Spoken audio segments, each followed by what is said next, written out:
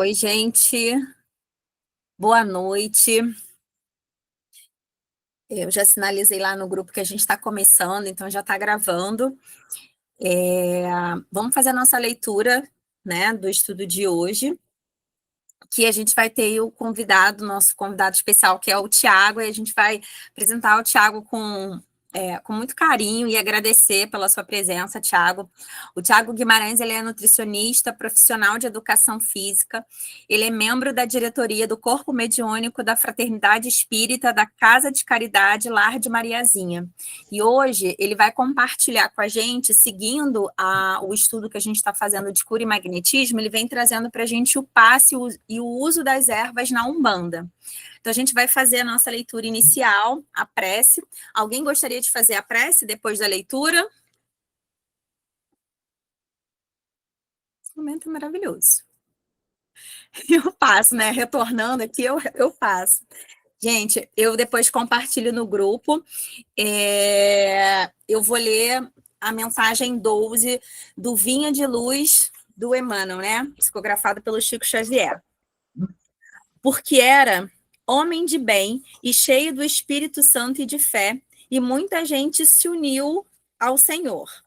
Alcançar o título de sacerdote e obediência a meros preceitos do mundo não representa esforço essencialmente difícil. Bastará a ilustração da inteligência na ordenação convencional. Ser teólogo ou excerta, acho que é assim que fala, não relaciona obstáculos vulto. Requer-se apenas a cultura intelectual com o estudo acurado dos números e das letras. Pregar a doutrina não apresenta óbices de relevo.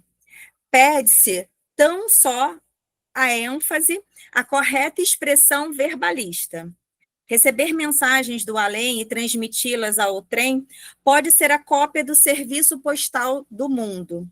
Aconselhar os que sofrem e fornecer elementos exteriores de iluminação constituem serviços peculiares a qualquer homem que use sensatamente a palavra. Sondagens e pesquisas, indagações e análises são velhos trabalhos da curiosidade humana. Unir almas ao Senhor, porém, é atividade para a qual não se prescinde do apóstolo. Barnabé, o grande cooperador do Mestre em Jerusalém, apresenta as linhas fundamentais do padrão justo. Vejamos a aplicação do ensinamento à nossa tarefa cristã. Todos podem transmitir recados espirituais, doutrinar irmãos, investigar a fenomenologia, mas para imantar corações em Jesus Cristo, é indispensável que sejamos fiéis servidores do bem, trazendo o cérebro repleto de inspiração superior e o coração inflamado na fé viva. Barnabé iluminou a muitos companheiros, porque era homem de bem, cheio do Espírito Santo e de fé. Jamais ouvidemos semelhante lição dos Atos. Trata-se de um padrão que não poderemos esquecer. O nome da mensagem é padrão. Porque era homem de bem e cheio do Espírito Santo e de fé, e muita gente se uniu ao Senhor. Atos, capítulo 11, versículo 24. Eu vou pedir para a gente, quem se sentir confortável, fechar os olhos, para a gente tomar uma respiração tranquila. Apesar de estarmos online, desejamos que todos estejam bem, aonde quer que estejam, que nós possamos nos ambientar agora com as melhores vibrações, para que no estudo de hoje a gente possa ter a mente livre, a mente disponível, a mente aberta para compartilhar e receber conhecimentos. Pedimos à espiritualidade também que envolva o Tiago, para que ele tenha fluidez, para que ele possa compartilhar e conversar conosco e nos inspirar ainda mais.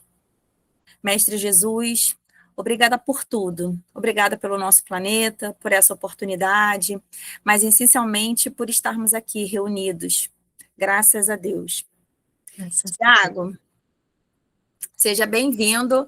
A casa é nossa, a casa é sua agora. Muito obrigado. Não me deixa muito à vontade, não, porque senão eu vou falar até amanhã.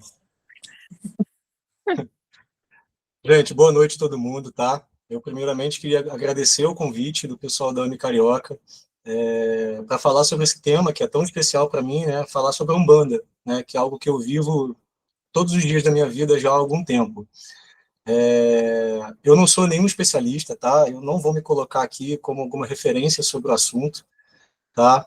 Inclusive porque a Umbanda, ela tem uma pluralidade imensa, sabe? São várias umbandas que existem. Então, eu estou falando um pouco sobre a experiência que eu tenho, sobre o tanto de estudo que eu tenho.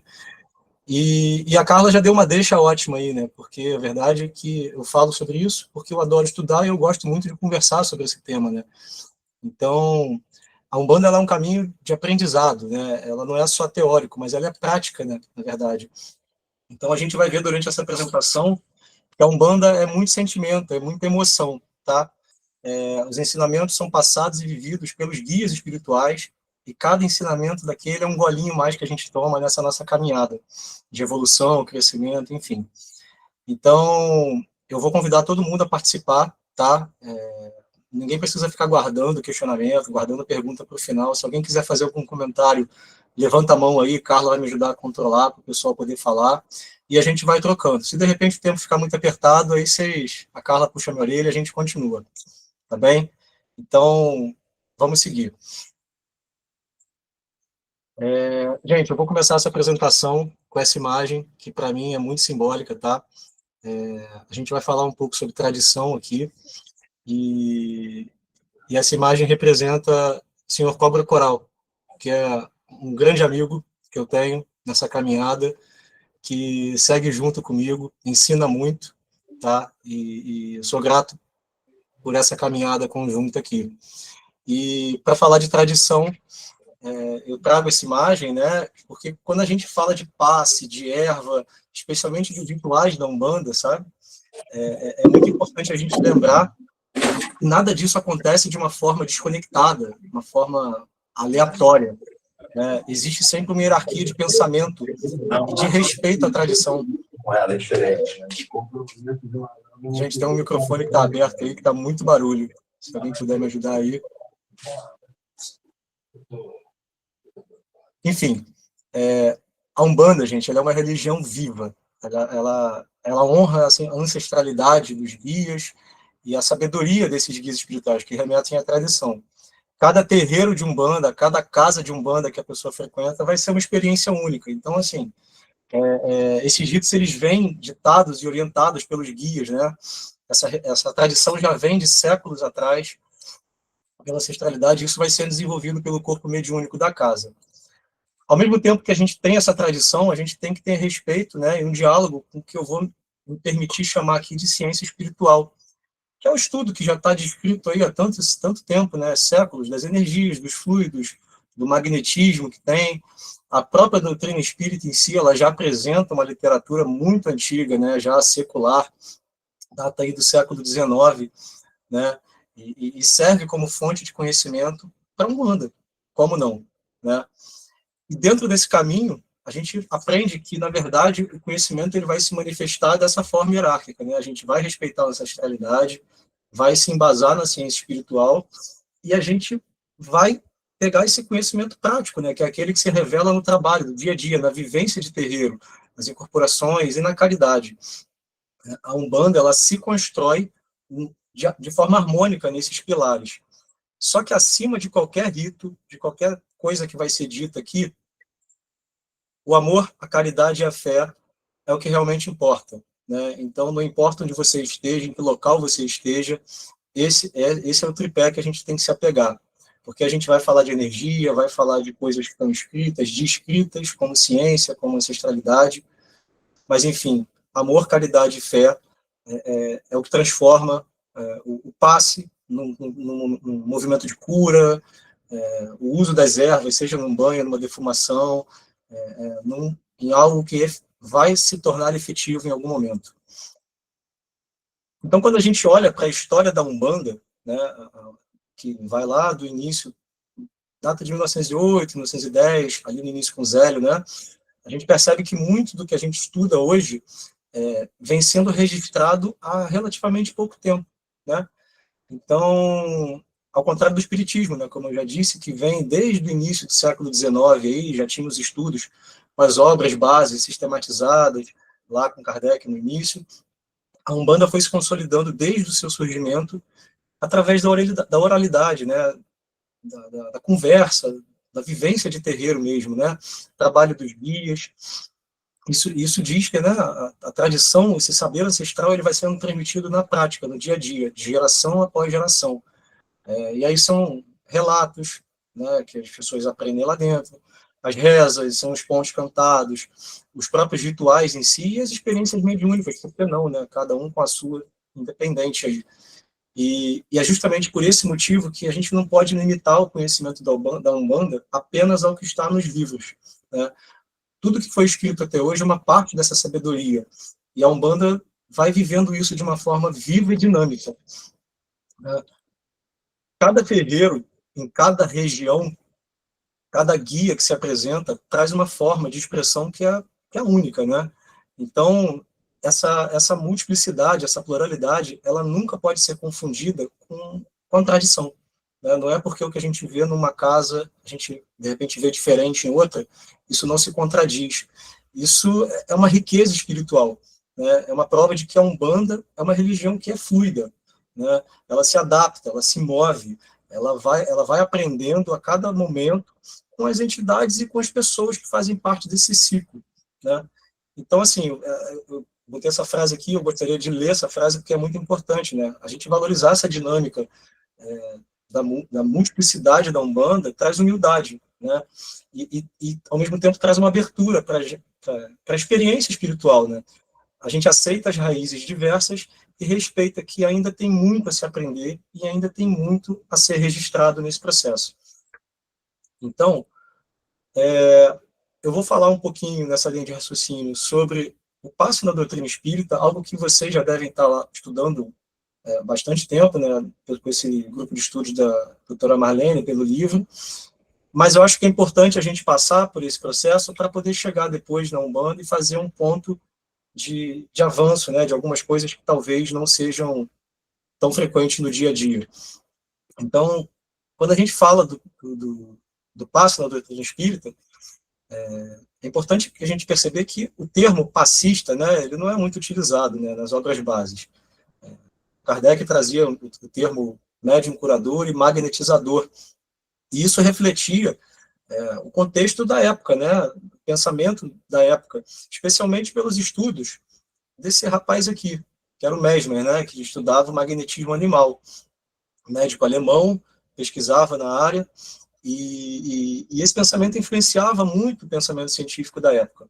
Então, a gente sempre tem que analisar todos os espíritos com um contexto histórico, né? O Mesmer propôs a existência pela primeira vez, né? Ele propôs a existência e usou o termo, na primeira vez, do fluido magnético, que podia ser manipulado pelo ser humano, né? Aí, para restaurar o equilíbrio, restaurar o emocional das pessoas, e a gente pode chamar aqui de fluido vital. Kardec pegou esses estudos e avançou nessa linha de pensamento através dos seus próprios estudos, né, já um pouco mais à frente isso, entrando já no século XIX, e ele adicionou ao uso do fluido vital, que Mesmer propunha, a atuação espiritual, né, de forma consciente. Então, ele é sempre mediado pela vontade, né, essa atuação do fluido direcionada pelo médium com a atuação espiritual. Então, aqui eu trouxe um trecho do livro dos médiuns, no item 131, que está explicando e contextualizando todo esse processo, né?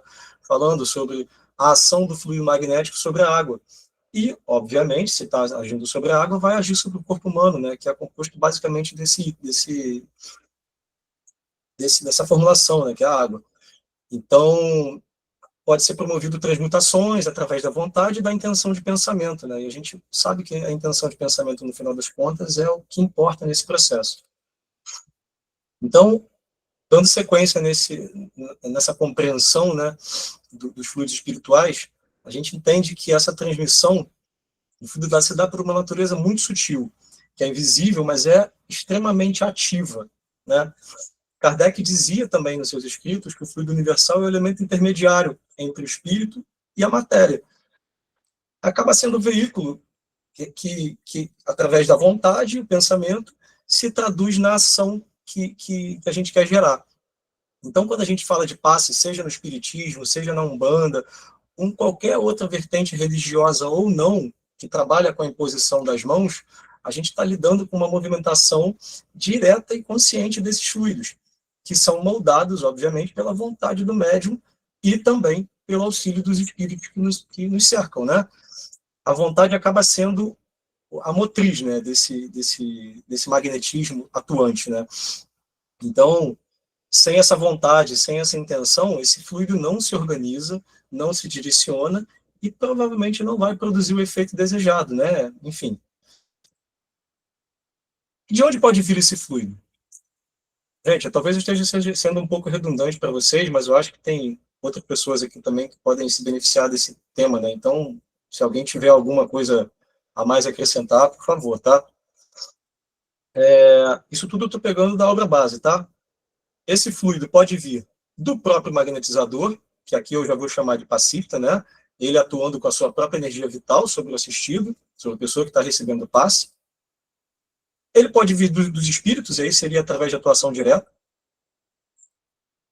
E talvez o mais comum aqui, né, que é a combinação de ambos, que é o que a gente encontra nas casas espíritas, nas casas de umbanda, nos terreiros, enfim. O médium, como intermediário ali, direcionando o pensamento, a atuação espiritual conjunta, em benefício do assistido. Aqui eu trouxe um trechinho da Gênese, né, que tem esse capítulo explicando bastante sobre os fluidos. E aí, essa ação, né, explica a potência do passe, que é uma sintonia de energias, na verdade, né? Então, assim, é o encarnado que vai doar e direcionar essa vontade e os espíritos que vão potencializar esse trabalho. Então, assim, essa explicação mostra que o passe é uma ação magnética imoral, porque ela depende da intenção e do estado vibracional daquele que está aplicando. Tá? Não é apenas um gesto ritual, que você não vai levantar a mão simplesmente e ser um meio. Né? É importante que o médium esteja preparado para ser um condutor desses fluidos também, para poder aumentar a eficácia desse trabalho. Então, de forma resumida, né, antes da gente entrar na visão propriamente da Umbanda, vamos sintetizar o que a gente falou até aqui rapidamente. O passe, ele é uma ação magnética e moral, tá? Que ele envolve a transmissão e a movimentação dos fluidos. É moral porque o estado do médium é importante nesse processo, né? A sua intenção e a sintonia com que ele vai se conectar com esses fluidos qualifica aquilo que vai ser transmitido, sendo a vontade o instrumento que vai movimentar esse fluido, né? Então, o passe ele não é apenas um gesto, é um ato da vontade, consciente, mantendo-se em oração, mantendo-se em prece, o médium vai se conectar com o plano espiritual e vai se tornar um canal condutor dessas energias, né? Enfim, dando sequência. Opa, deixa eu voltar aqui. Eu trouxe aqui as referências, né, dos livros, e eu fiz questão de trazer algumas capas antigas, né, para mostrar justamente essa linha do tempo, né, como alguns escritos já datam de bastante tempo, né. Essa edição do Livro dos Espíritos aqui, se eu não me engano, acho que é a quarta, e você vê como a capa já é bem antiga, né. Então tá aqui. O fluido vital é o princípio que anima os seres vivos, né, derivado do fluido universal, trecho do Livro dos Espíritos. O Livro dos Médiuns, dizendo que o médium curador atua por ação magnética, potencializado pelos espíritos conforme merecimento e sintonia. Aqui um trecho da Revista Espírita, se eu não me engano, de 1861. O fluido universal é o meio pelo qual o espírito age sobre a matéria, né? Eu já tinha colocado a Gênese, né, que estava no slide anterior, então aqui não entrou essa referência. Então, assim, o passe, gente, é um ato de doação, né? Ele está fundamentado em leis que são naturais, leis que regem o nosso dia a dia, né? E regem especialmente a interação entre a matéria, a energia e o pensamento. Dá para a gente dizer que a força magnética está no homem, só que a eficácia dele está na intenção do médium ali, que vai atuar juntamente com os espíritos. Então, essa compreensão toda, essa introdução que eu trouxe aqui, ela vai preparar a gente para esse olhar umbandista, né? Que vai, talvez, ampliar um pouco e enriquecer essa base fluídica com os elementos da natureza, os seus rituais próprios, e aí também acrescentando aquilo que eu falei lá no comecinho da sabedoria ancestral dos guias, tá? Então, partimos agora para a visão umbandista. E aí eu trouxe aqui essa imagem. Tudo isso aqui foi gerado por inteligência artificial, né? A gente vai brincando nesse negócio, pegando essas imagens. aqui tem uma representação de um guia da falange do povo de rua, que está acompanhando o médium nesse momento do passe. E eu trouxe aqui para demonstrar a importância de cada energia, de cada falange no momento do passe, gente. O trabalho espiritual, dentro da Umbanda, ele tem uma maneira única de serviço, né, às forças divinas, à luz, vamos dizer assim. Então, tem alguns guias que atuam em alguns planos mais sutis, tem alguns guias que atuam em camadas mais densas dessa energia, só que todos eles estão a serviço, no final das contas, do mesmo propósito, que é auxiliar, curar e libertar as pessoas, né? Fazer com que essa energia se movimente de alguma forma. Então, existe essa intensa troca energética, né? Cada entidade de luz que atua num terreiro, né, seja da falange que for, ela vai trazer uma força própria, uma vibração diferente, específica, que vai se manifestar de uma maneira única, inclusive de conduzir esse passe, né? Eu não sei se todo mundo aqui conhece a Umbanda só de conhecer, ou se as pessoas já têm alguma vivência prática no meio, né? Então, assim, quando você lida com a energia de um preto velho, você percebe que ele trabalha com serenidade, aquela coisa do colo da vovó, né? Tem um magnetismo, uma estabilização. Já um caboclo, por exemplo, se manifesta com mais força, com uma energia mais imponente, né? Um falangeiro do povo de rua, ele vai atuar com uma firmeza maior, vai ser mais preciso nas suas falas, nos seus movimentos, vai trabalhar naqueles campos mais densos mesmo, né? E tem espíritos que se aproximam por necessidade, justamente daqueles que mais sofrem, né? São vícios, são questões materiais, né? Questões diversas que a gente vive nesse plano terreno. Então, assim, a gente não pode achar que uma energia ou outra vai ser melhor ou pior. Cada um vai trabalhar na sua própria energia, sempre visando reacender aquela chama, né? A caridade vai se manifestar de muitas formas, em todos os aspectos. A gente enxerga isso com muita clareza. Cada falange na sua vibração vai compor e, no final das contas, trabalha todo mundo junto. Isso é muito importante a gente dizer, né? Então, aqui está escrito já, né, que existe uma intensa troca energética, né? Eu usei aqui o termo axé, né, que é como o pessoal costuma chamar as energias que envolvem na Umbanda, né? Essa é uma fala muito clássica, né? Acho que todo mundo já ouviu falar. E aí, eu trago também, já introduzindo, avançando um pouco mais, que além da atuação das entidades e cada um falangeiro tendo a sua própria vibração, a Umbanda também está profundamente ligada aos elementos da natureza, né? Que servem também como base e expressão dessas energias, né? Ela se baseia muito nisso. E aqui eu trouxe os 4 elementos principais: terra, água, fogo e ar, né? Sendo a terra aquilo que representa a firmeza, a estabilidade, né? A nossa base ali, a sustentação, é onde a gente pisa. A água, com a sua fluidez, com a sua purificação, o fogo trazendo aquela energia vital, a luz, né, o calor, a transformação, a transmutação, e o ar fazendo, às vezes, do movimento, do pensamento, da leveza, da inspiração, né?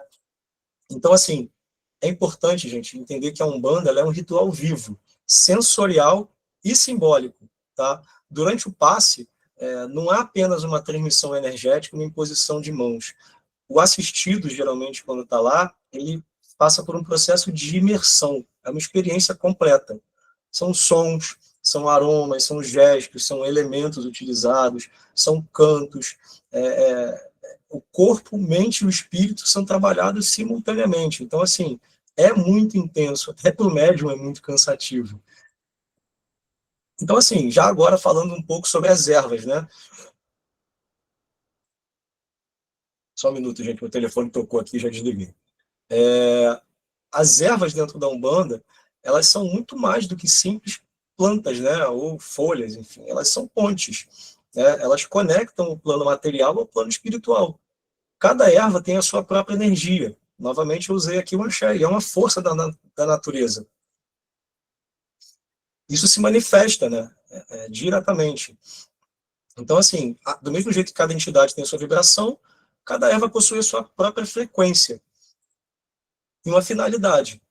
Há ervas que são ligadas à limpeza, a descarrego, elas cortam e dissolvem.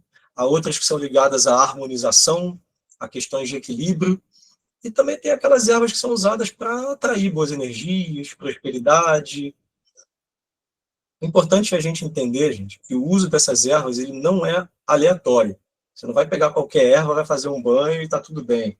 Ah, vou tomar um banho de sal grosso, porque, não sei o quê, vou tomar um banho com erva específica, porque vai me fazer bem. Não, tudo ali tem conhecimento, que é você saber qual erva usar, em que momento usar, com qual finalidade, qual a quantidade, em qual situação, a intenção do uso, né, a energia mental que você está direcionando para esse propósito, a forma de uso, se vai ser um banho, se vai ser uma defumação, se vai ser uma inalação, se você vai passar alguma coisa na sua pele, se você vai usar um patuá, um amuleto com essa erva, e sempre entendendo que a gente tem que ter respeito à natureza nesse processo. Reconhecer que cada uma dessas ervas é uma folha, é um ser vivo, gente. Então, assim, desde o momento da colheita dessa erva, idealmente falando, até o seu descarte, a gente tem que tratar todo o processo com uma reverência, né? Sendo grato àquilo ali que está acontecendo. Então, quando a gente vai preparar um banho, uma defumação, ou até uma firmeza, seja lá o que for, o médium que está manipulando essa erva, essa matéria, essa matéria vegetal, vamos dizer assim, ele está ativando essa energia, essa força, ele está se conectando a ela, está despertando aquilo.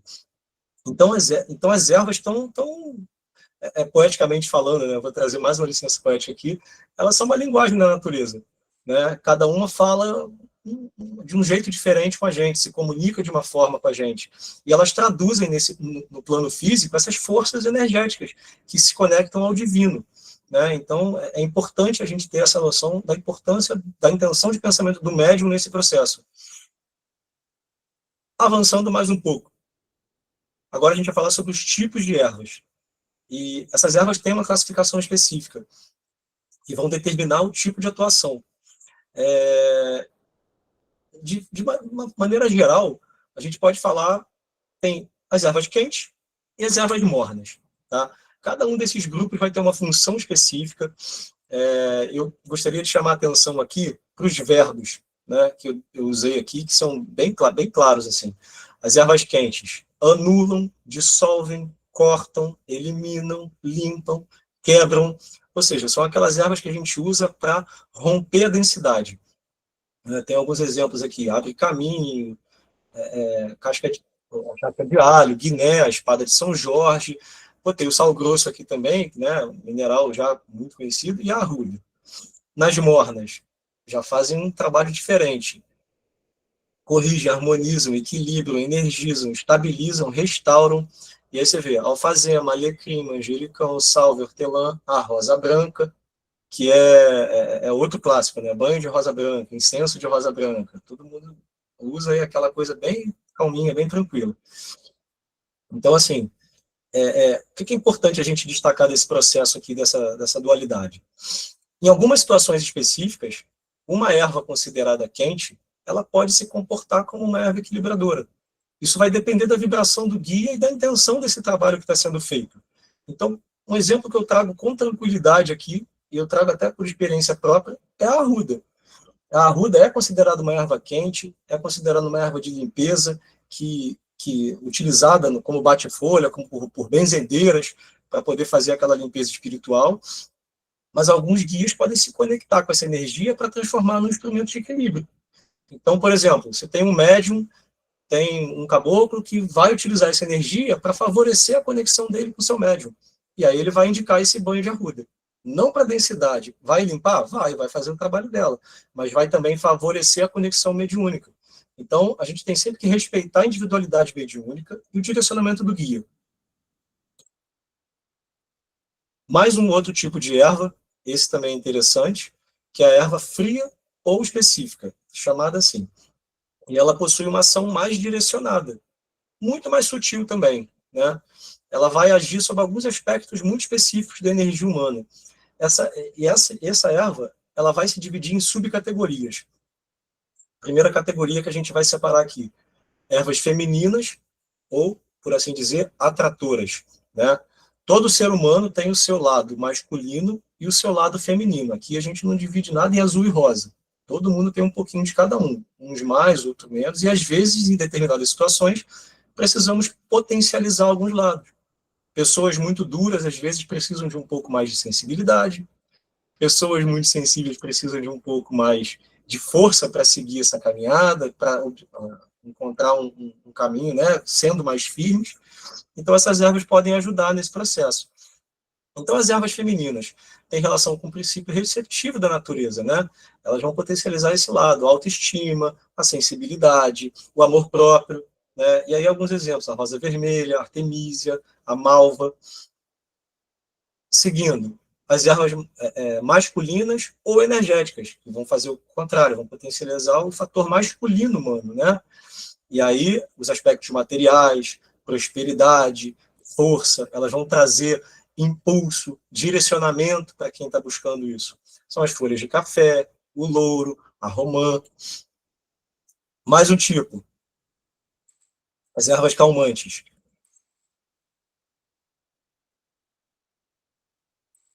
Essa, gente, tem dupla ação, tá? Elas atuam no campo físico e no campo espiritual. Ajudam a relaxar o sistema nervoso e acalmam também o campo energético. São clássicas, né? Quem é que nunca tomou um chazinho de camomila na hora de dormir? Tá fazendo trabalho com erva, sem saber. Chazinho de maracujá, uma melissa, um capim-limão. E para fechar, as ervas fortalecedoras. E essas são muito importantes, especialmente para o trabalho da mediunidade. Elas atuam diretamente nos centros de força.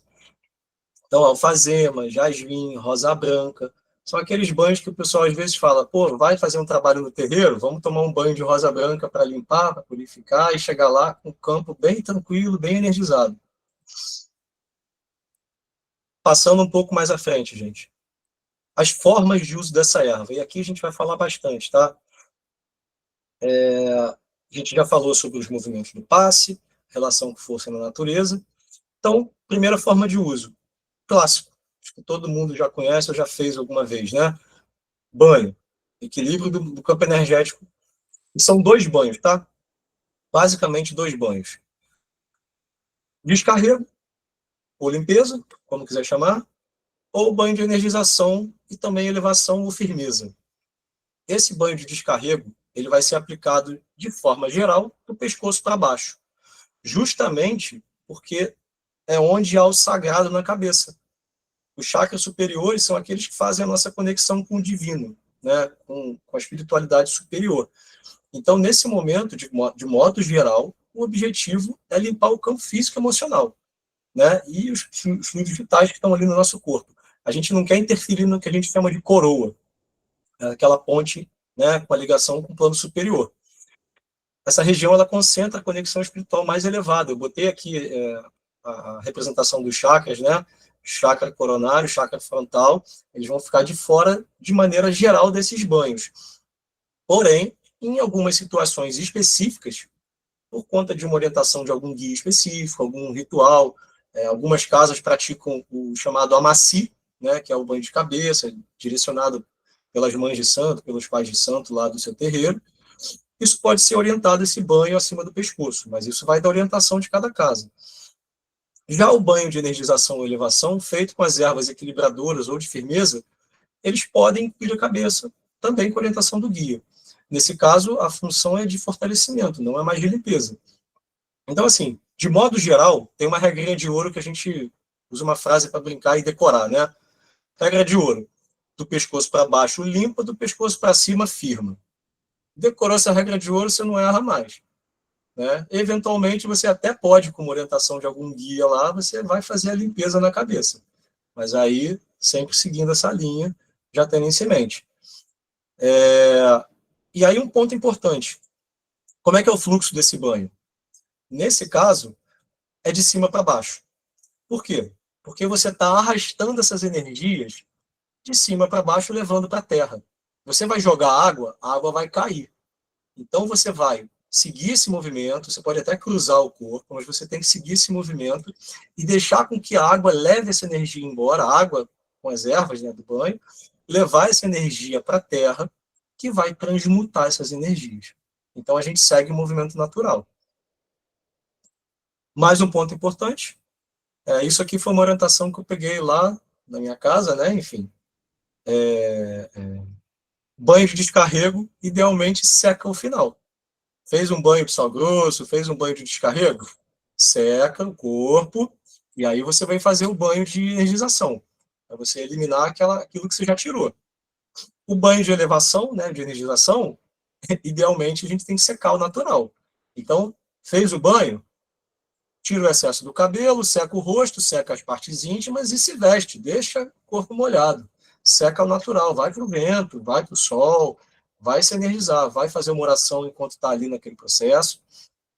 E, pelo final, gente, descarte consciente, mais uma vez, eu vou relembrar porque isso é importante.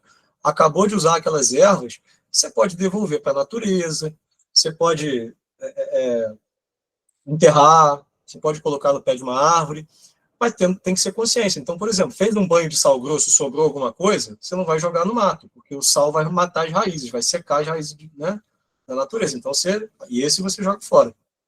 Ou deixa a água levar embora, tá, mas não joga no mato. Né? Sal grosso. O resto, pode jogar que é tranquilo.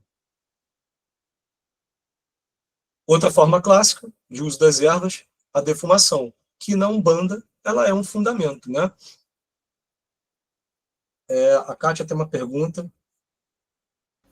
Pode falar. Oi, boa noite. Boa noite. Minha pergunta é a seguinte: no lugar do banho, é possível utilizar os óleos essenciais dessas ervas? Teria a mesma assim, ação? Olha, é assim, eu vou falar um pouquinho mais à frente sobre isso. Os óleos essenciais também são um método de uso das ervas, só que eles costumam atuar mais no campo vibracional. Então, assim, tem também fundamento, tem uso, mas eles atuam você pode borrifar, né? Ou você utilizar mesmo como inalando a fumaça do óleo essencial, né? Inalando, isso, exatamente. Exato, também tem fundamento. Pode ser utilizado, sim. É uma das formas que mais à frente eu vou estar falando sobre isso. Desculpa, obrigada. Não, nada, que isso. Pode perguntar. Quem quiser pode falar, tá bom, gente? Tá aberto aqui. Vamos conversar, que é importante isso. Então, assim como o banho utiliza o elemento água, né, e o elemento terra, que faz a transmutação, a defumação vai atuar pelos outros dois, que é o fogo e o ar, que são elementos também profundamente transformadores. Então, assim, a fumaça fica sendo o veículo desse transporte da energia das ervas. Né? Quando você coloca o carvão em brasa em cima da erva, o fogo ativa essa energia da erva, desperta aquela energia, né, que vai se transmutar e vai seguir junto da fumaça, purificando o campo vibracional daquele espaço ou daquela pessoa que você quer defumar. Essa fumaça vai carregar partículas bem sutis, impregnadas ali da vibração, e isso vai agir diretamente sobre esses fluidos, né? Vai eliminar os miasmas, aquelas larvas astrais que muito se diz, né? Que estão presentes naquele campo vibracional. Então, assim, dificilmente você vai chegar numa casa de Umbanda e não vai ser defumado, nem vai ver o ambiente sendo defumado. Vai passar por aquele processo para você poder entrar energizado. Então, a defumação ela se divide em 3 pontos principais, né? O banho eram 2, a defumação a gente divide em 3. De limpeza, que é para dissipar as energias densas que estão estagnadas. Uma defumação de harmonização, que é justamente para reorganizar essas vibrações. Você primeiro defuma para limpar, depois você defuma para harmonizar. E existe também a defumação de firmeza, né? Que é justamente essa que a gente faz no início dos trabalhos, quando vai defumar os médiuns antes de iniciar os trabalhos, quando está fazendo a defumação de uma casa, para preparar um trabalho. Então, assim, é um ato ritualístico, mas também é um ato consciente, um trabalho vibracional, né? O fogo vai transformar essas energias e o ar vai espalhar. E aí, gente, a defumação também tem método, tá? Não é uma coisa que você faz aleatória, que você vai pegar aquele turíbulo e vai simplesmente sacudir, não. Existe método para se fazer isso, né? Idealmente, a gente faz movimentos circulares, né? Com que propósito? O movimento circular ele vai criando um fluxo contínuo. E aquela fumaça vai se espalhando e você vai dispersando essas energias, tá? Então, quando a gente trabalha a defumação de um ambiente, esse movimento é sempre feito de dentro para fora, porque você está conduzindo essa energia que está estagnada ali dentro daquele espaço para fora. Você está levando aquele embora. Agora, quando a defumação é feita num assistido, né, ou no médium, a pessoa vai defumar um indivíduo, aí, ao contrário da água, que vai para baixo pela gravidade e para a terra, a fumaça segue o caminho contrário. Ela está queimando e ela vai com o ar. Então você começa de baixo para cima. É um movimento ascendente do fogo e da fumaça que vai conduzir essa energia, vai transmutar essa energia. Então, gente, a preparação do defumador, ela é muito importante também. Eu falei lá no banho que quando você vai preparar o banho, desde o seu primeiro contato com a erva, você tem que estar ali concentrado, né, pensando, mediando a tua intenção. O defumador é a mesma coisa. Você vai preparar o turíbulo, você vai preparar as ervas, você tem que estar ali ciente. Então, assim, uma pergunta que muitas pessoas fazem, pode usar incenso ao invés de usar o turíbulo para fazer defumação? Pode. Os elementos são os mesmos, né? Você vai usar a resina do incenso, o fogo para transmutar, vai ter a fumaça. O essencial desse processo não é o que você está usando, é o médium. O médium é que sustenta a firmeza desse processo. A defumação sem a prece, sem a intenção, sem direcionamento, ela até pode se tornar um instrumento ali, mas ela, né, do mesmo jeito que o fluido não vai se movimentar sem a intenção, a mesma coisa acontece no processo de defumação. Pode falar, Carla. Eu tinha a sensação, né? Eu conheço muito pouco, tá? Então, a minha pergunta é de uma leiga absoluta, que estava relacionado à intensidade, por exemplo, né? Até a Bárbara colocou aqui no chat, falando sobre a questão da aromaterapia. Eu tinha a ideia, a falsa ideia, talvez, de que quando a gente quando fosse feito com a erva in natura, né? Mais natural, tinha uma intensidade, né? Até por uma questão de fluidos e tal, e aí o óleo essencial teria outra, mesma coisa do incenso para o defumador, né? Que estava relacionada à questão de intensidade, então não. Não, então existe. O que acontece? O óleo essencial ele já foi trabalhado, né? Você não está com a erva ali, você tem um concentrado daquela erva. Sim. Esse concentrado ele vai carregar também a energia. E aí, quando você direciona a sua intenção naquele processo, eu acabei de dizer aqui, né, que o médium é o responsável pela firmeza. Então, assim, você tem ali a energia na forma do óleo essencial. Até eu não vou te afirmar em relação à potência, se vai ou não, mas tendo o teu direcionamento mental, o trabalho vai ser efetuado. E aí, se o teu direcionamento mental, o seu posicionamento for bem forte, provavelmente o guia espiritual que está te acompanhando nesse processo, ele vai potencializar esse trabalho. Então, é importante que a gente tenha isso em mente, né? O médium, independente do processo que você faça, a pessoa que está fazendo isso, ela é responsável por direcionar a vibração da erva, né? Direcionar a energia para essa intenção. Então, seja com óleo essencial, seja com defumador. Por isso que eu falo, você vai usar um turíbulo, ok, mas você vai sair muita fumaça. Mas se você, na falta disso, quiser usar 1, 2, 3 varetas de incenso ali diferentes, com essências diferentes, vai fazer o mesmo efeito, se você tiver a intenção, né, nesse processo. Então, respondido, Carla? Sim, obrigada. Nada. Então, assim, mais uma vez eu vou falar sobre descarte, né? As cinzas dessas ervas, preferencialmente devolvidas à natureza, podem ser enterradas, colocadas no jardim, sempre fechando esse ciclo, agradecendo pelo uso dessas forças, agradecendo aos guias que estão trabalhando com você nesse processo, agradecendo ao elemento que trabalhou com você, que nesse caso foi o fogo, foi o ar. É uma forma de respeito, né, nesse processo. Então, trazendo mais uma forma de uso aqui. Já estou fechando, tá, gente? Não vamos explicar muito mais, não. São só algumas formas mais aqui e a gente finaliza. E aí a gente abre perguntas se for o caso. Essa aqui é muito tradicional, acredito que todo mundo já deve ter presenciado ou visto também, que são o benzimento e o bate-folhas, né? Que talvez à primeira vista não pareça ter muita diferença, mas tem uma pequena diferença que afeta um e outro aqui, né? Elas são práticas que unem as energias das ervas e você faz uma imposição direta, né? Então você pega um raminho de várias folhas ali, várias ervas, faz, e você vai intencionando esse movimento e fazendo aquilo. Muitos guias trabalham dessa forma, né? O benzimento já é um gesto bem antigo, já presente em muitas culturas, né? Candomblé, na própria Umbanda, no próprio espiritismo, às vezes, esse movimento também já é feito, utilizado. Ele se manifesta através de um movimento rítmico, né? Compassado, amarradinho de ervas, junto de orações, junto de pontos, são sopros, às vezes a defumação de um próprio charuto ou um cachimbo que o guia estiver utilizando. Esse movimento do benzimento, gente, ele atua como uma forma de varredura. né? Ele vai limpando os campos densos ali que estão em volta do médium, vai restabelecendo aquele fluxo energético todo, limpando as cargas negativas, e o ramo ele está ali vivo, né, na sua mão ali, né?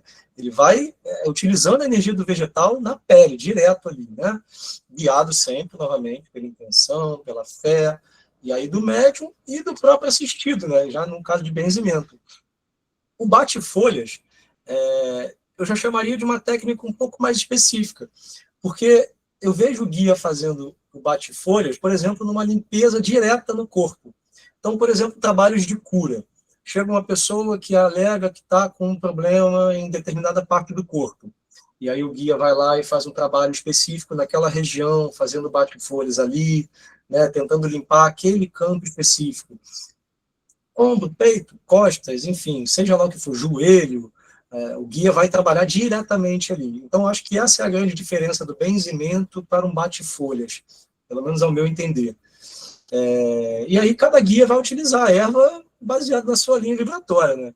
Os caboclos, os pretos velhos vão utilizar aquelas ervas mais clássicas da mata, dos campos, né? Que são mais ligadas à questão da cura, da limpeza. Se você for fazer uma limpeza dessa, por exemplo, com um Exu, um falangeiro do povo de rua, ele vai utilizar talvez uma espada de São Jorge, uma espada de Santa Bárbara, que é aquela coisa de quebra-demanda mesmo, né? E, novamente, né, são rituais de fé. Então, assim, o magnetismo da planta está sendo usado diretamente ali.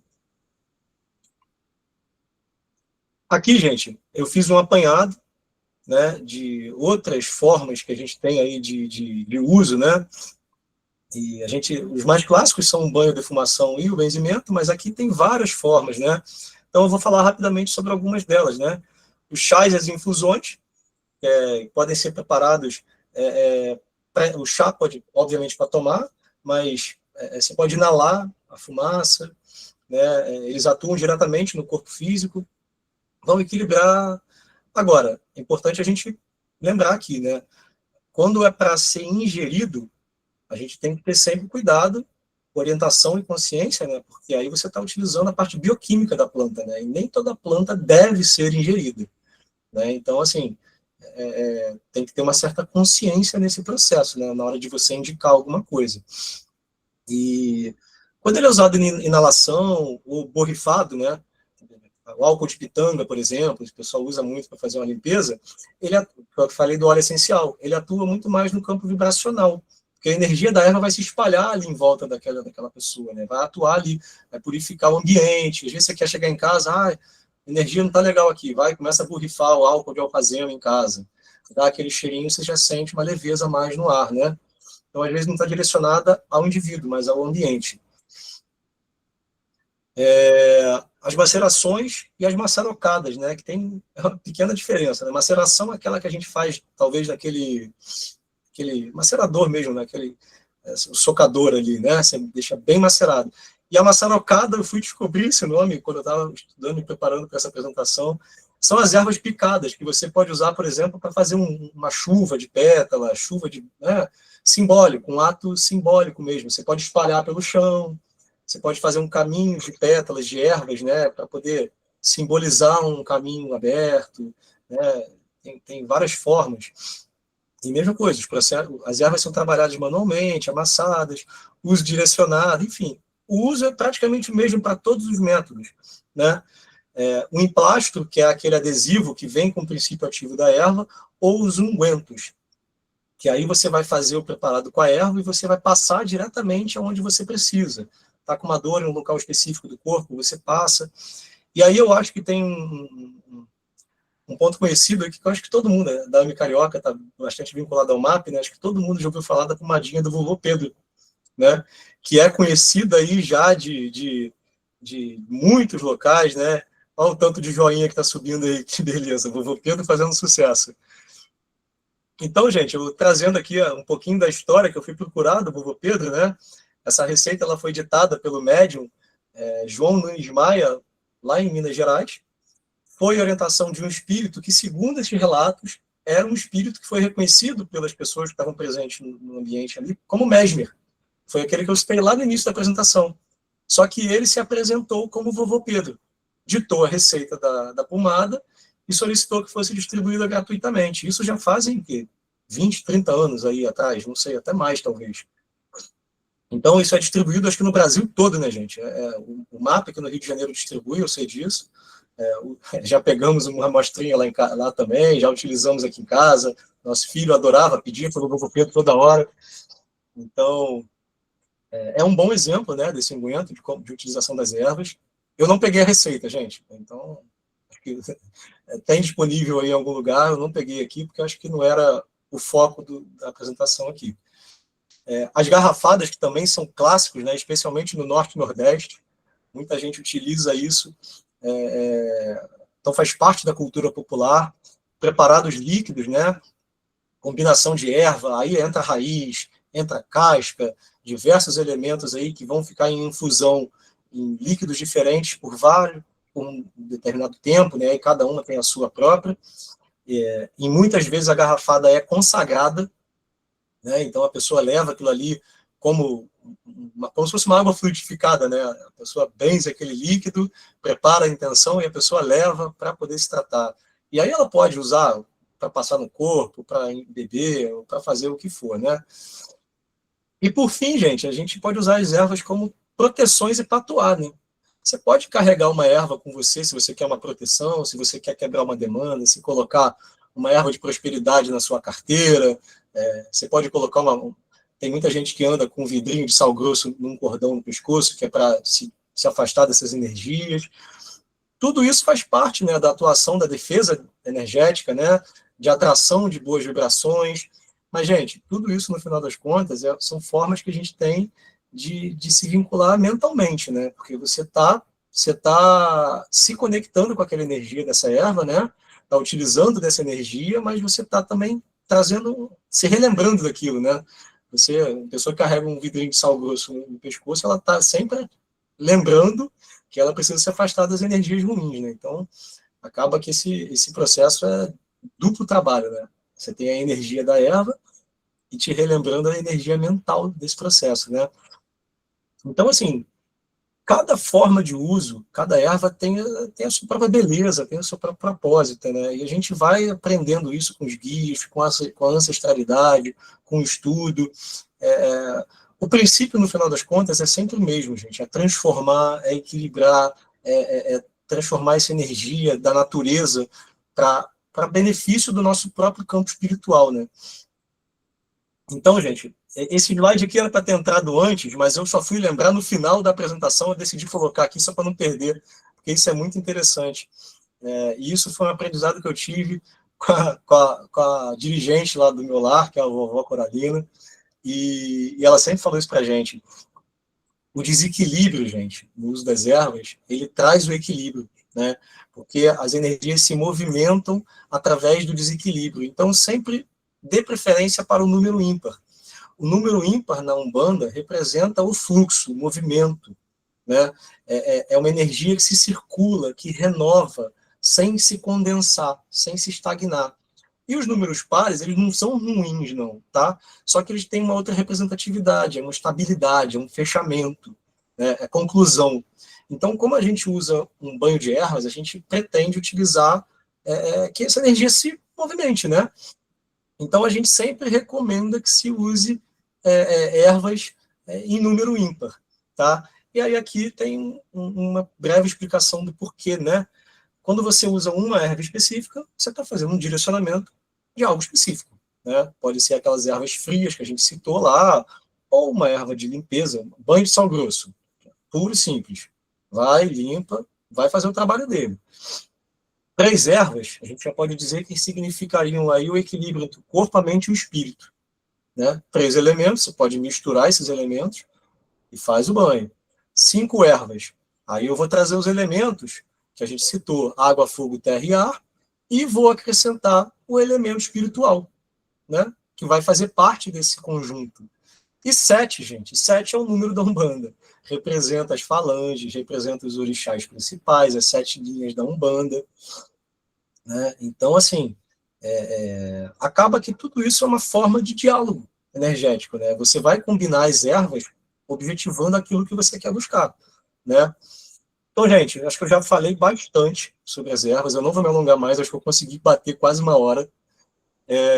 Agradeço a vocês, tá? Pela participação, pelo acolhimento, pelas perguntas. Deixo aqui o site do Lar de Mariazinha, para quem quiser conhecer um pouco do nosso trabalho, tá o Instagram, tá? E finalizo com essa frase, gente, que para mim foi muito simbólica, né? A Umbanda, no final das contas, é movimento, é uma tradição viva, ela se transforma, ela se renova e ela nunca perde o vínculo com as próprias raízes. Apesar da gente se embasar, né, buscar sempre o contato com o estudo, com o que já veio de antes, a gente continua sem perder o vínculo com essa ancestralidade que é tão importante. É isso, gente. Por favor, falem comigo. Eu vou começar a falar para ninguém ficar muito tímido. Primeiro que já estão perguntando aqui se você vai disponibilizar o material. Eu posso, sem problema nenhum. Aí a gente, então, depois coloca no grupo. Já colocaram aqui no chat, eu já vim aqui falar.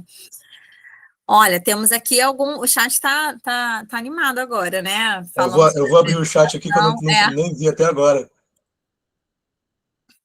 Se alguém quiser abrir o microfone para poder fazer alguma pergunta, algum comentário, a hora é essa. Oi, Tereza. Aqui o chat. Achei. Deixa eu abrir aqui, pronto. Oi, Tereza. E a câmera também. Oi, Tiago, tudo bom? Tudo bem, boa noite. Gostei muito da apresentação. Obrigado. E eu queria lembrar, você falou no início que existem muitas umbandas, né? Sim, sim. A umbanda tradicional, a sagrada, ela utiliza a erva fresca na maceração. Água fresca, sim. Temperatura ambiente, né? E aí no frio é terrível tomar um banho, né? Porque tem que ser na temperatura ambiente. Tem gente que usa água de cachoeira para fazer os banhos, né? Mas a umbanda homolocô, a traçada, a erva é fervida. O banho é quente.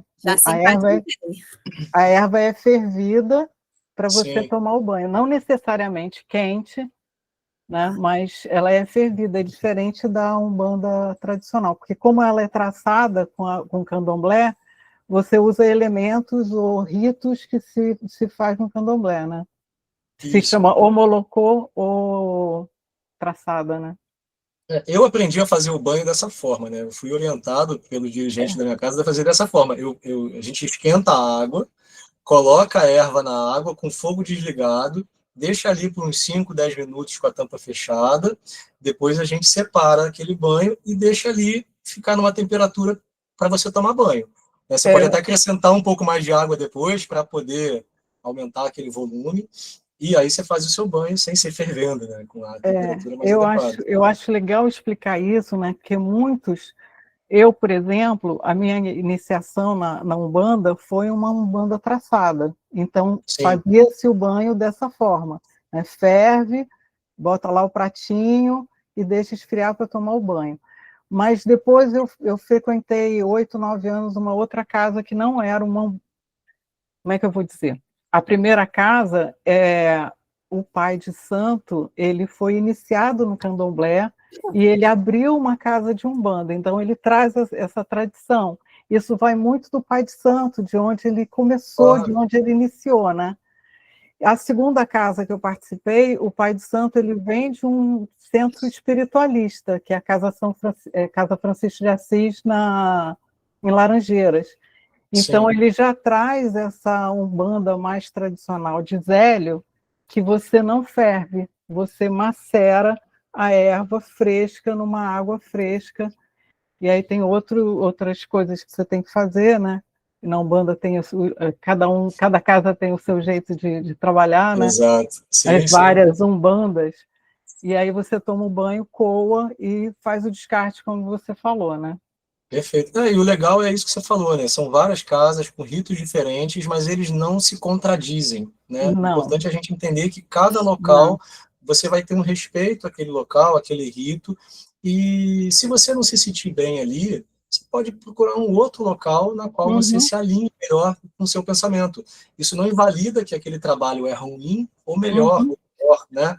é um trabalho diferente que vai acolher pessoas que vão chegar ali e vão ser acolhidas de alguma forma. Esse é o importante, aquele tripé inicial do amor, da caridade e da fé. Isso a gente não pode perder nunca. Isso que é muito legal, eu acho, na Umbanda, né? Essa possibilidade de você... algumas casas cultuam orixá, outras não cultuam orixás, né? Essa multiplicidade de práticas dentro de Umbanda. Né? Exato. É tudo energia, no final das contas, né? A forma com que você entende essa energia, abraça isso, é que faz toda a diferença. Sim. Obrigada. Fala, senhora, minha esposa. Boa noite. Obrigada pela apresentação. Eu sou suspeita para falar, né? Mas eu queria só fazer uma contribuição, que essa semana a gente teve uma palestra presencial lá na AME, né, que a gente convidou um teólogo, doutor em filosofia, e ele abordou com a gente um nome, né, que para mim foi novidade, né, que é a bricolagem religiosa. E aí que ele coloca que é um fenômeno, olha só, é complexo, mas eu acho que é muito interessante a gente pensar nisso. A bricolagem religiosa é esse fenômeno da pós-modernidade que todo mundo vive, em que uma pessoa, mesmo que seja católico, evangélico, espírita, sei lá, não importa a sua filiação religiosa, você acaba rapidinho, filho, aderindo práticas de uma outra religião. Então, vou tentar falar. Então, a gente está coletando dados. É mole, ele quer falar. Joga um beijo pro papai. Ele quer falar com o papai, isso mesmo. Pronto, vai, joga. Agora deixa a mamãe terminar de falar. Pronto, dá para todo mundo. Beijo para todo mundo. E a gente tem coletado alguns dados das pessoas que frequentam lá o Instituto de Saúde da AME, a sede no MAP, e a gente vê que é uma realidade. Não é questão de certo ou errado, está posto, como esse filósofo, esse doutor em filosofia colocou. É natural você ter uma filiação religiosa e fazer um banho de sal grosso de vez em quando e não ser um bandista. E tomar e defumar a sua casa. E isso, a gente tem coletado esses dados e visto isso, sabe? É um fenômeno da pós-modernidade. Então, daqui a pouco a palestra dele também vai estar no YouTube, e a gente vê que perpassa as religiões, sabe? As pessoas, nas suas situações, dificuldades, elas buscam as práticas e vão nos lugares onde se sentem bem, independente de como se denominam, né? Então, eu não sei, outras pessoas estavam presentes na palestra, mas também queria que o Tiago falasse sobre isso, né, Tiago? Porque aí também, onde você frequenta, também chegam pessoas assim, né, que vão, têm ajuda, independente da filiação, fazem seus banhos, como é que é isso? Essa ajuda acontece indiscriminadamente, né? A gente não olha para quem está chegando. São duas coisas distintas. Uma coisa é a pessoa que vai na casa pedir uma ajuda, outra coisa é a pessoa que fala assim, eu quero trabalhar, eu quero frequentar essa casa, eu quero vivenciar a rotina dessa casa, os ritos dessa casa. Ela vai entrar e ela vai entender ou não. Não entendendo, ela pode seguir um caminho dela, livre-arbítrio, gente. Isso aí, né? E assim, em relação à questão de a pessoa pode tomar um banho de sal grosso, pode fazer o que quiser. Gente, tem tanto rito que as pessoas fazem e nem sabem. Quantas pessoas a gente conhece que pulam 7 ondinhas do Réveillon e não sabem nem de onde vem isso? Por quê? Estão usando branco e não sabem por quê. Né? Isso tudo tem um contexto histórico e as pessoas não estão preocupadas mais com isso, já se normalizou. Né? Então, assim, mas tem fundamento e a gente sabe que tem fundamento. Né? As pessoas fazem de maneira... Enfim, talvez se descobrir de onde vem, até parem de fazer, né? Esse é o problema. Tiago, a Tereza estavam falando sobre como preparar o banho, né? E aí eu fiquei pensando, quando o Heitor era bebê, o Heitor dormia muito pouco, aí eu falei, gente, mas eu fazia exatamente assim o chazinho do banho dele. Eu botava água para ferver, botava as flores, tapava para depois amornar a água. Eu estava dando um banho nele, e não era? Mas é isso aí. E São métodos e métodos. Né? Que eu acho que esse é o mais importante. Né, de você estar ali com a intenção de usar o cheiro que fica ali, né, na água, da camomila. Ó, já Isso. estava fazendo um banho nele e não sabia, né? Não O tinha. tratamento já começa antes do banho, né, cara? Só de você fazer, às vezes o cheirinho que você está sentindo ali naquele processo já está se tratando ali, já está no momento de concentração, o cheiro vai se espalhando pela casa e você já está sentindo, já tá fazendo troca energética.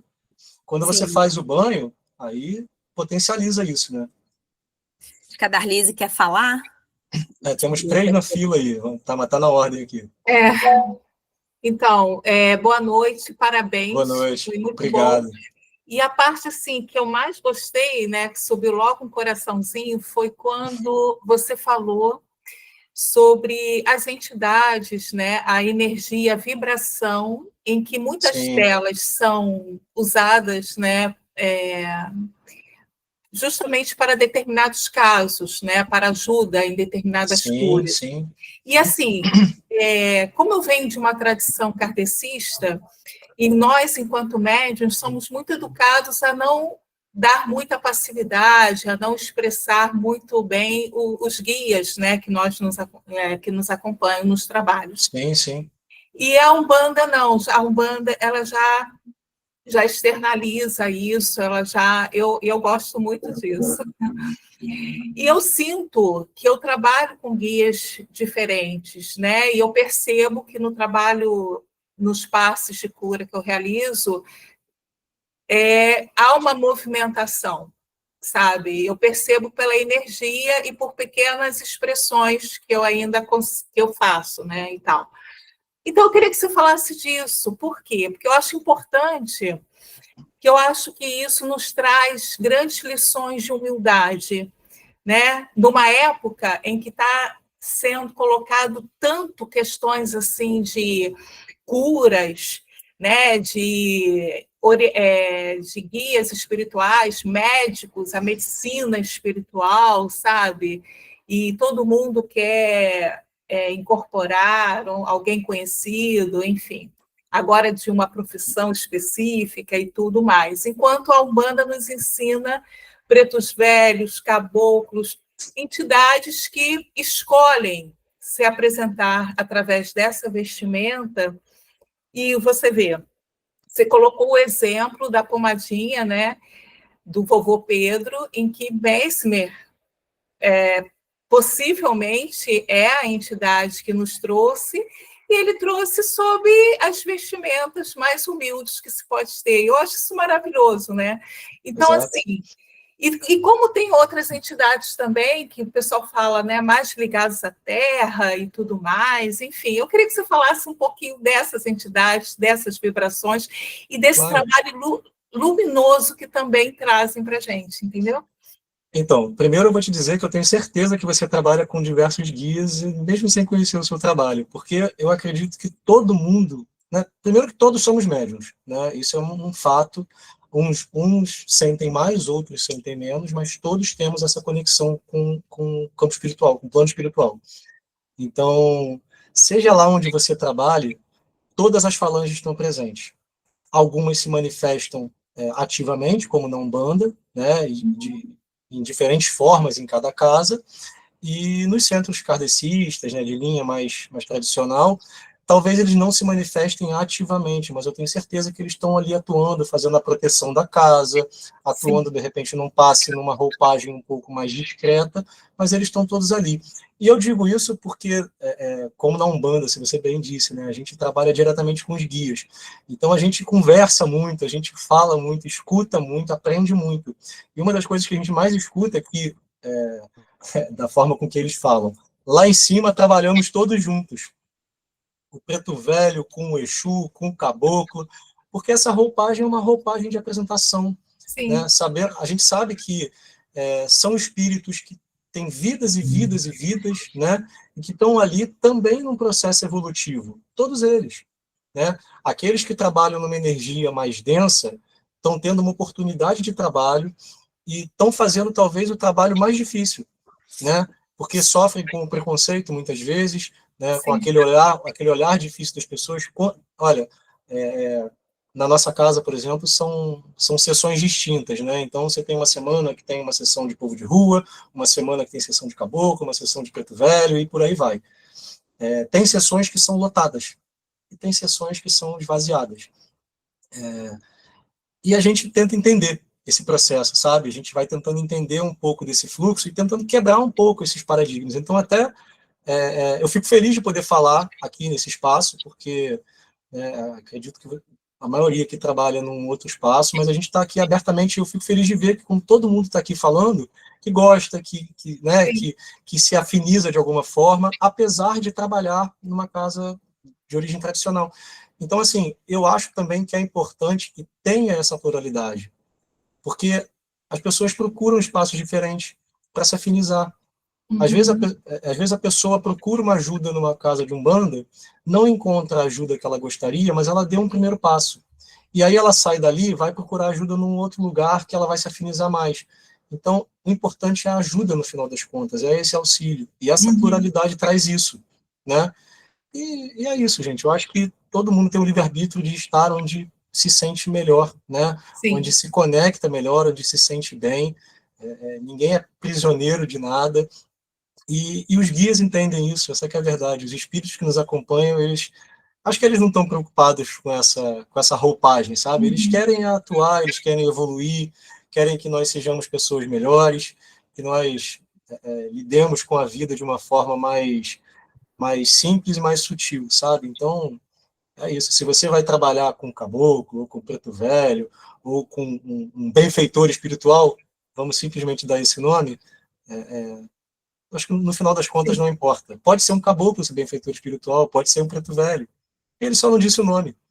Sim, Né? sim. Eu acredito muito nisso.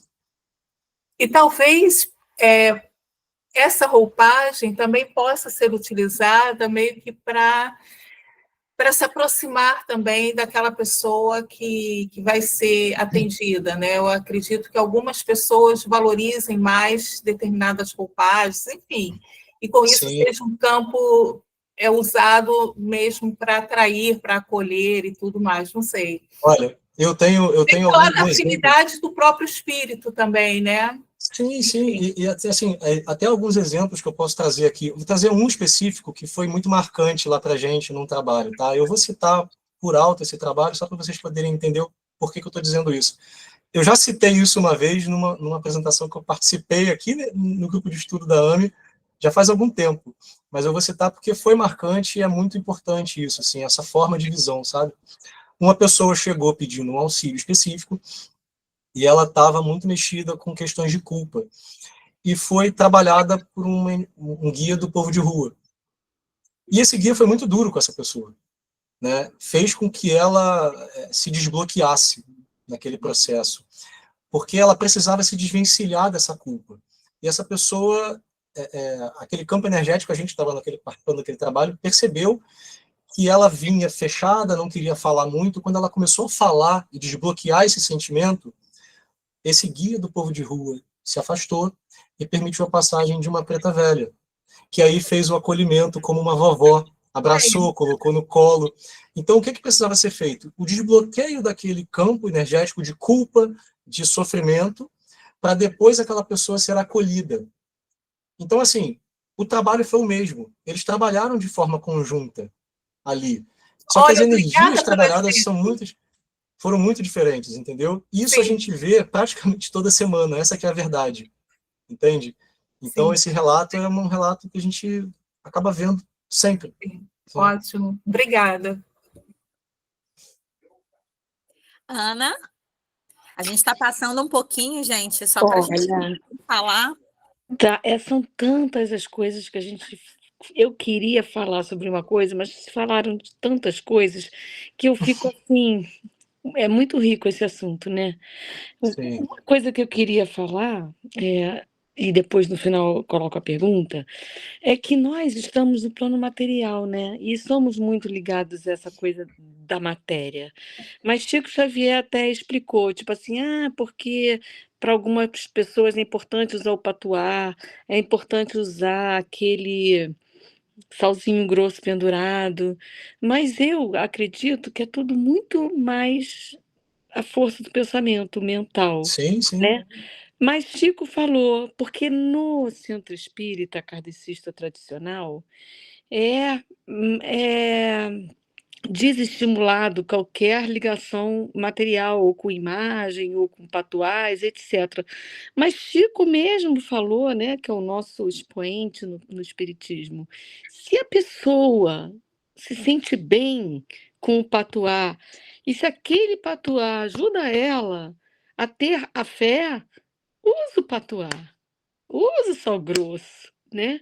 Mas eu, assim, entendo que tem alguma razão, se a gente conseguir se desconectar do material para ter o mental, é porque quando a gente for para o plano espiritual, a gente não vai ter o material, né? E assim, se a gente pudesse desvencilhar, a gente em qualquer lugar vai ter esse poder de cura, autocura pela mente. Foi o que eu pensei, né? Enfim. Mas eu adoro um patuá, adoro um banho de sal grosso, faço tudo, adoro um incenso, sou movida a cheiro. E a outra questão da minha pergunta é que não é na Umbanda que se usa roupa branca sexta-feira, e por quê? Vamos lá. Eu vou te responder primeiro essa, da roupa branca, e eu acho que isso é uma tradição que vem do candomblé, na verdade, que eu acho que tem a ver com o dia de Oxalá. Se eu não me engano é isso, eu não vou, como eu disse lá no início, né, eu não sou nenhum especialista, eu estou aprendendo também a cada dia. Eu não uso roupa branca sexta-feira obrigatoriamente, então eu não tenho essa obrigação. Agora, em relação à questão dos patuais e do uso do material, né, um dos termos que a gente utiliza na Umbanda é a firmeza de pensamento, né? O médium, quando está em desenvolvimento, em processo de desenvolvimento, a gente fala que ele tem que ter essa firmeza. Tá? E eu acho, sim, que o material, né, a guia, as pulseiras que são cruzadas, a tornozeleira que se usa, as proteções específicas, tudo isso fazem parte da construção mental nesse processo. Então, assim, é uma caminhada. Tem pessoas que, como eu disse com a Darlise agora no início, tem pessoas que têm uma mediunidade mais sensitiva, né? Acabam se conectando com muito mais facilidade à espiritualidade. E a Umbanda é um local de abertura mediúnica, né? Então, o médium iniciante na Umbanda, ele acaba sentindo muitas energias, sabe? E aí, quando você oferece uma guia, quando você, às vezes, o médium está em desequilíbrio, você fecha essa guia dele, ou quando você põe uma proteção no punho, no tornozelo, fazendo um cruzado, você está ensinando a esse médium que ele tem que fortalecer a mente dele. Aquilo ali é como se fosse um lembrete diário de que ele precisa fortalecer, mas de que ele também está protegido, sabe? É como se fosse um fortalecimento do vínculo com o local em que ele está. E isso vai sendo trabalhado. No início é um pouco mais difícil, ele se apega muito àquela coisa material. Minha pulseira arrebentou, meu Deus, eu estou exposto, o que eu vou fazer agora? Aí volta, benze minha pulseira de novo, porque ela arrebentou, aí meu contregum, e não sei o quê.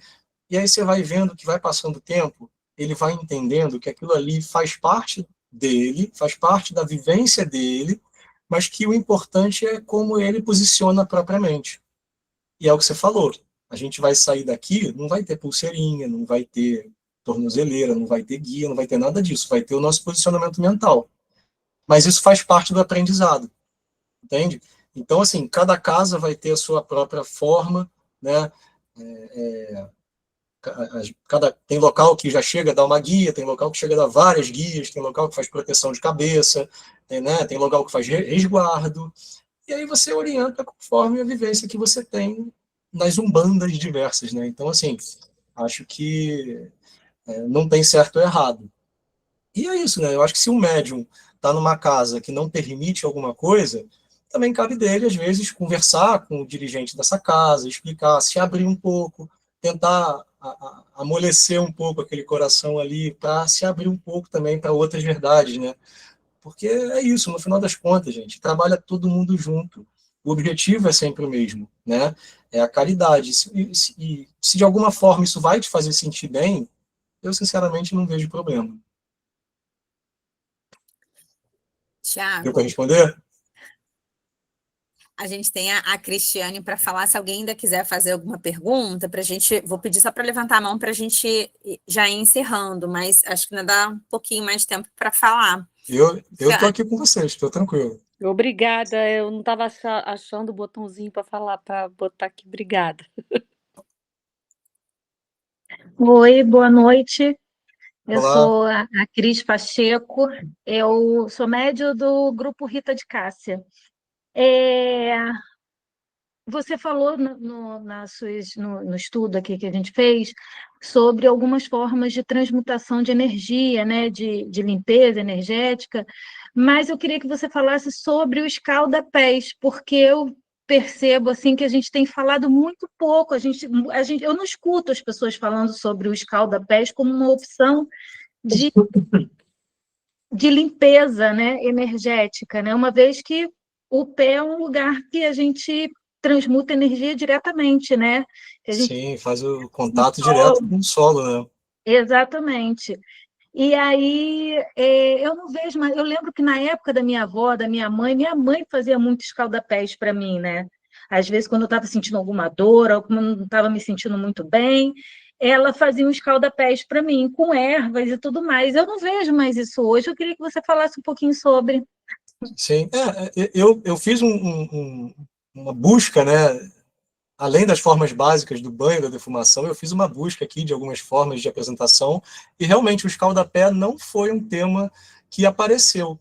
Mas assim, a gente pode tentar fazer um paralelo aqui, né? Tipo, você acabou de dizer que o pé é um local de contato direto com o solo.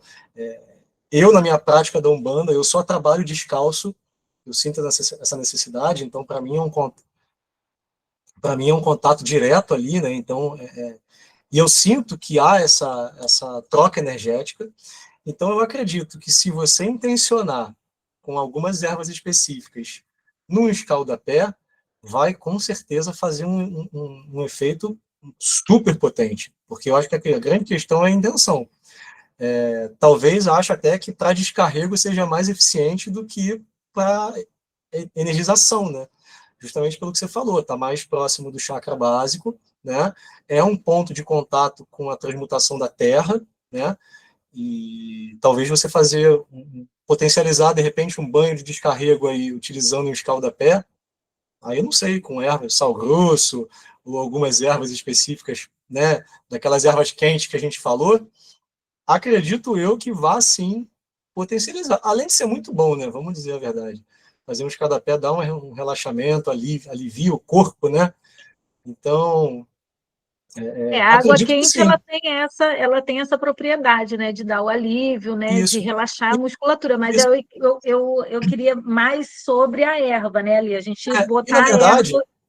você fazendo um escaldapé, você vai estar utilizando a água ainda quente, né? Você provavelmente vai estar fazendo um trabalho de inalação junto. Porque a erva vai Tem fazer. essa, sobe o... Isso. Ou seja, você está com um local de descarrego do seu corpo em contato com as ervas, e você vai estar inalando o aroma volátil, né? Ou seja, você está usando o elemento ar, está volatilizando aquela fumaça, você está utilizando o elemento água, que está fazendo essa limpeza, né? As ervas que estão utilizando as energias, e você depois pode ir pisar num gramado para transmutar de vez finalizar esse processo, sabe? Vai fazer um escaldapé e vai pisar numa areia da praia, vai botar os pés na grama, num jardim, que aí você vai fazer o trabalho completo, sabe? Eu acredito que vai funcionar.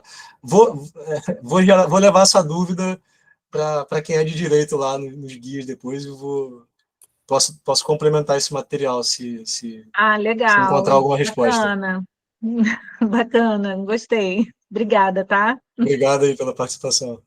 Obrigada. Simone Lima, né? Isso, oi, gente, boa noite. Agradecendo Olá. aí toda essa exposição, todo esse compartilhamento excelente.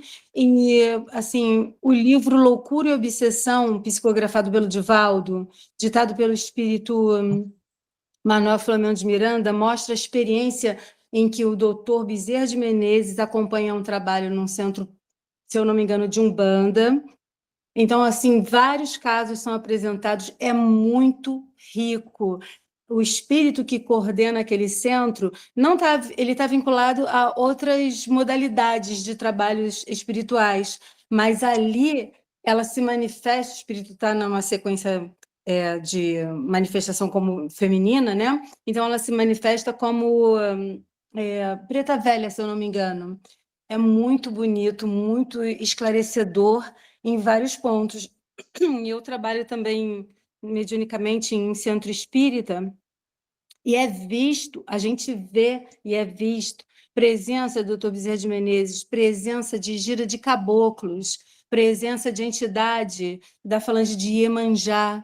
Então, é isso aí que o Thiago trouxe para a gente. Trabalham todos juntos, é a força do Exato. amor que move mesmo, é muito bonito.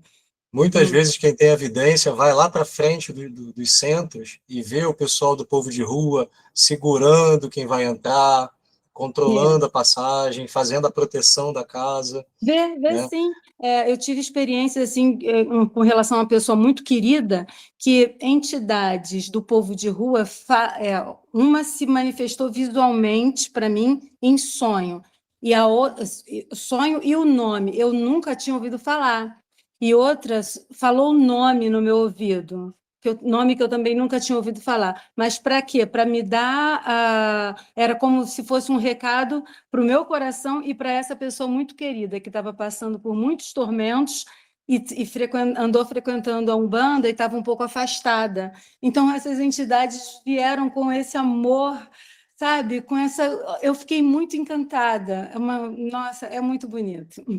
Sim. Obrigada. E esse livro que você recordou aí é importante, eu não li ainda, mas nós temos esse livro em casa e ele já está na fila aí para ler. A Bárbara, minha esposa, até comentou sobre ele hoje também, e falando, né, justamente porque tem esse vínculo com a Umbanda que você falou, né? Então ela falou, poxa, seria legal você ler esse livro e tal, e ele já está na minha fila ali de leitura, eu tenho só que me comprometer um pouquinho mais com relação a isso. Mas vai chegar o momento. Pode repetir o nome do livro, por favor? Loucura e Obsessão. Loucura e Obsessão. E acho que Pessoal, complementando... A gente tem o estudo de obsessão todo no YouTube da AME, e na primeira aula que eu dei, eu citei alguns casos desse livro. Eu vou colocar aqui para vocês. Ótima ideia, Bárbara. Eu ia falar, complementando o que a Simone disse, que eu acho que é bem quando você abriu o slide, né, Tiago, te falando assim, a questão da fé, da caridade, do amor, né? Tá ali com um propósito, né? E como que esse propósito tira a gente, né, dessa vaidade, desse orgulho, de ser o que precisa ser ali, né? Exato. Eu acho que no final das contas, esse tem que ser o filtro a ser utilizado. Se você chegar numa casa que, independente da ritualística que ela tiver, se não tiver qualquer um desses itens como filtro, aí você questiona o trabalho. Porque, fora isso, eu acredito que o importante é isso, amor, caridade e fé. Você atendendo as pessoas com respeito, né, direcionando a tua intenção para auxiliar aqueles que estão buscando, é a melhor forma da gente se auxiliar nessa caminhada, né, evolutiva. Como eu falei lá no início, nós estamos em busca de evolução e os guias que trabalham conosco também estão em processo evolutivo. É uma oportunidade deles de trabalho. A gente tem que entender dessa forma. A falange que eles estão trabalhando diz respeito, muitas vezes, a alguma característica de uma vida que ele teve. Eu não represento, não é porque você trabalha com um caboclo que em algum momento ele foi um índio, né? Ele pode ter tido uma vida que em algum momento se afinizou e decidiu trabalhar naquela falange de determinada linha de caboclo, porque se afinizou com aquela energia, ou com o povo de rua, ou com o preto velho, entendeu? Então, acho que é importante a gente ter essa ciência, né? De que cada espírito tem uma linha evolutiva e que vai passar daquele processo e vai também continuar a própria caminhada. Fala com a gente, Bárbara. Não, só para a gente encerrar mesmo, porque a Simone recordou desse livro. Simone, obrigada. Eu estava conversando com a Tereza na reunião da AME desse último encontro da semana passada, e eu queria, assim, como vai ficar gravado, eu queria deixar aqui. O caso desse livro tem um que eu não esqueci nunca mais. porque a vovó que trabalhava nessa casa era a equipe de Dr. Bezerra que estava coordenando. E aí, as pessoas da equipe de Dr. Bezerra, que estavam ali direcionados para esse trabalho, questionaram por que, num caso específico, a vovó, depois de, num primeiro atendimento e tal, de depressão, nas próximos encontros, por que a vovó tinha indicado a leitura dos livros de Kardec se estavam num terreiro. E aí, Dr. Bezerra, nesse livro, eles contam que Dr. Bezerra respondeu assim: mas, por acaso, esses livros são propriedade de alguém? Né? Então, querendo dizer, o que a gente vê mesmo, que perpassa, né? Qualquer um pode ler, e são livros que usou método científico, né? Kardec usou método. Então, são livros que enriquecem muito a gente, então é natural que a gente busque respostas. Até pessoas, a gente teve experiência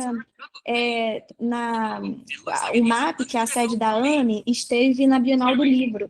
Tinha pessoas evangélicas procurando livros, porque as pessoas querem entender o que está acontecendo com elas, assim como nós também, espíritas, buscamos, né? Aqui, né, vocês sabem, Tiago, é um bandista, todo mundo tem a nossa vivência também de vida. É natural que a gente insira outras práticas, né? Então, eu queria reforçar isso e dizer que a gente tem feito um esforço enorme, assim, a AME, o Instituto de Saúde da AME, de fazer esse diálogo interreligioso, expandir, inclusive, se a gente puder trazer outras pessoas, sabe, também de outras religiões, porque isso se faz necessário. Esses fenômenos mediúnicos não são propriedade do espiritismo, nem da Umbanda, né? E eu acho que isso precisa ficar gravado, claro, e a gente precisa... Se o plano espiritual trabalha junto, por que a gente também não pode começar a dialogar junto, né? Eu acho que a proposta era essa, quando a gente chamou o Tiago, e as pessoas mais próximas da gente, talvez a gente consiga abrir esse diálogo ainda mais amoroso, que é o que a gente precisa, né?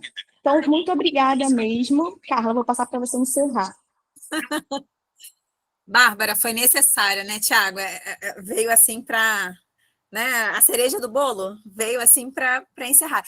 Tiago, eu vou convidar o nosso amigo Bebeto para fazer a prece, mas se você quiser deixar aí algumas considerações finais, Bebeto, você faz a prece depois para a gente? Com toda certeza. Acho que seu microfone está desligado.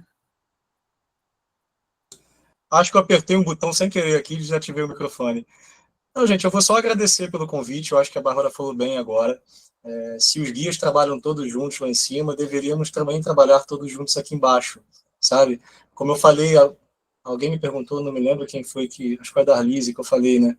Que o importante, no final das contas, dessa pluralidade é que todas as pessoas são atendidas, porque elas vão se afinizar em um lugar ou outro, né? Então, é importante que haja diferença nos locais de atendimento mesmo, sabe? Sem julgamento, tendo amor, tendo caridade, tendo fé, isso é importante de ser repetido.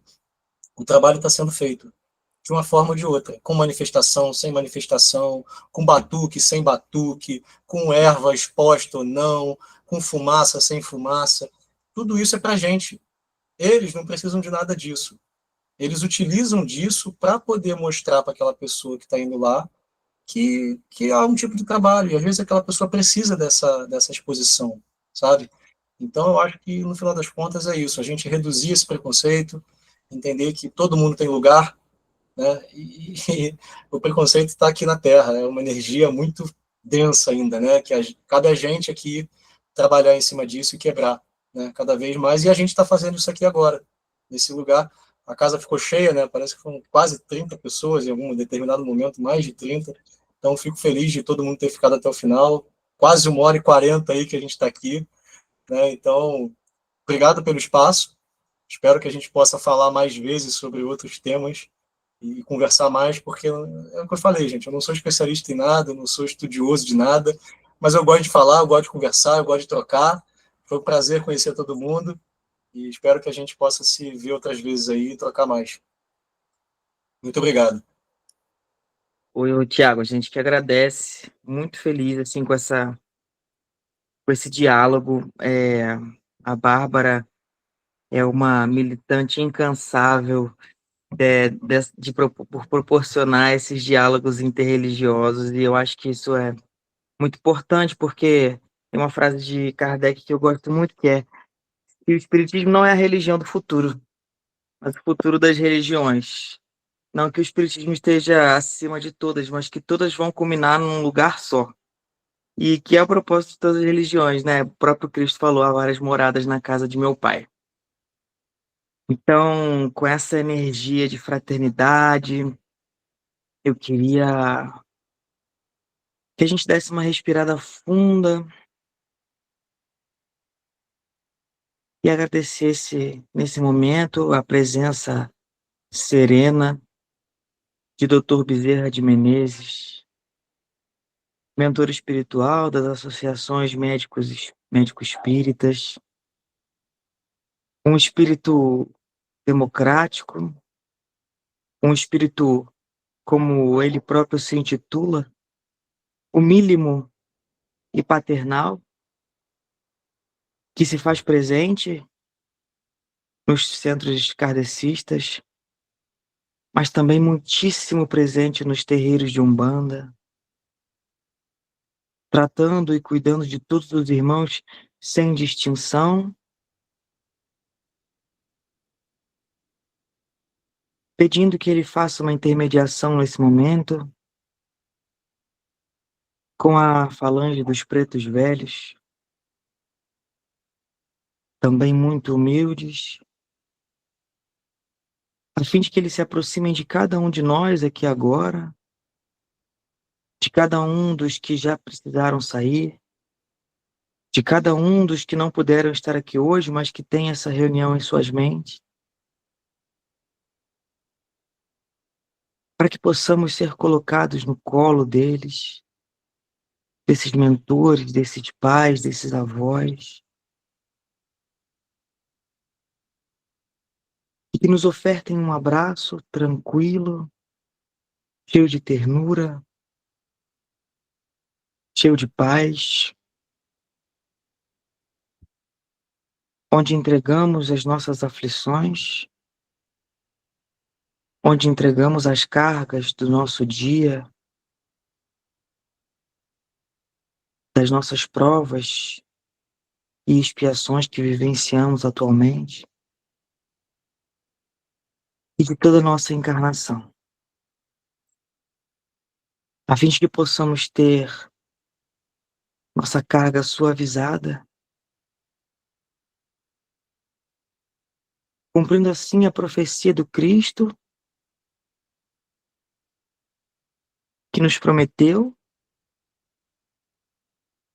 e que alivia o jugo, tornando-o leve, e que faz o fardo pesar suavemente. Que possamos, do fundo do nosso coração, nos permitir, nos entregar para essa falange de espíritos trabalhadores que atuam sem distinção religiosa, sem distinção de classe populacional, sem distinção de etnia, cor, a fim de que possamos comungar na fraternidade que o Cristo nos convoca a cocriar no planeta. Que os espíritos de luz abençoem nosso irmão Tiago, seus guias espirituais, toda a falange de Umbanda que segue os desígnios do Cristo, e que possamos estar juntos daqui a 2 semanas, expandindo um pouco mais a nossa consciência sobre outras filosofias que contribuem para construirmos um mundo mais fraterno e pacífico. Que assim seja, graças a Deus.